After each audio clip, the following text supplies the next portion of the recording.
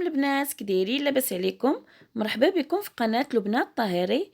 كنتمنى انكم تكونوا بخير وعلى خير، وكنتمنى هاد الفيديوهات اللي كنقدم تنال اعجابكم. في هاد الفيديو هذا بغيت نحضر معكم واحد الكيكه اقتصاديه وسهله التحضير وكتجي هشيشه. نتمنى انها تعجبكم. نبداو على بركه الله. المقادير: عندي هنا كاس ديال سنيده، ما نعمروش بزاف، غير بهذا القياس هذا. عندي كاس الزيت وكاس الحليب. عندي 3 ساشيات ديال الخمارات. عندي ساشيه وحده فاني. غادي نحتاج واحد 3 الكؤوس ديال الطحين،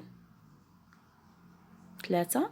غادي نحتاج 3 البيضات، واحد الحامضه صغيره محكوكه. هاد الحامضه كتعطيها اللذه لهاد الكيكه. صافي نبداو على بركه الله التحضير. هنا مولينكس، وغادي نوضع فيها 3 البيضات، نوضعهم كاملين.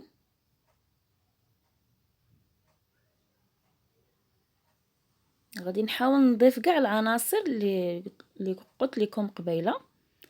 نضيف كاس السنيده، كاس ديال الزيت، كاس ديال الحليب، كاع العناصر. نطحنوا ان شاء الله هاد القوام هذا كله. نضيف الحامض ونضيف هاد الساشيه ديال الفاني. صافي نطحن ان شاء الله هاد العناصر كامله.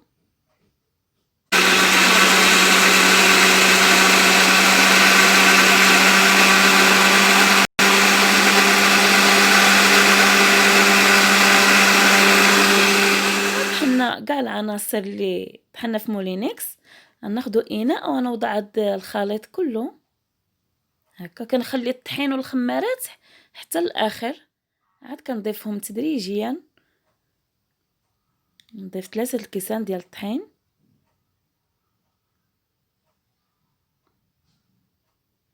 نضيفهم كاملين.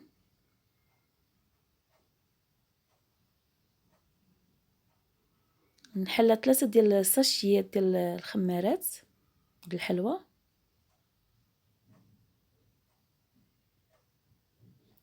صافي ان شاء الله نحرك هذا الخليط هذا حتى يندمج. تحرك نحاول نحرك غير بالمهل حتى يندمج مزيان هذا الخليط.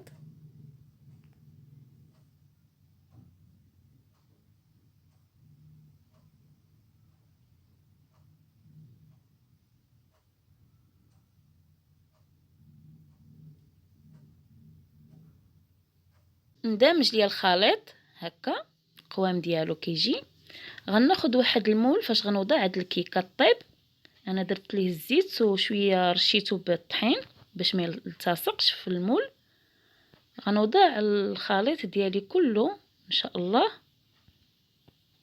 نوضعه كامل في الفران. وما نشعلش الفران حتى نبغي نخشي الكيكه. ما خصوش يكون سخون الفران، ولا بدا ندير واحد اللاطه تحت من المول بحال هكا باش ما تحرقش الكيكه. كتخليها تجي زوينه. النهائي ديال الكيكه الاقتصاديه راها كتجي لذيذه. نتمنى انها تنال اعجابكم. وزينتها بالحليب المركز المحلى اللي كنت حضرت معكم سابقا، والشكلاط الفيرميسيل الملون. ها هو كيجي المنظر ديالها زوين، والمذاق حتى هو كذلك. نتمنى انكم تشجعوني وتدعموني وتضغطوا على اللايك وتدقوا الجرس، وشكرا.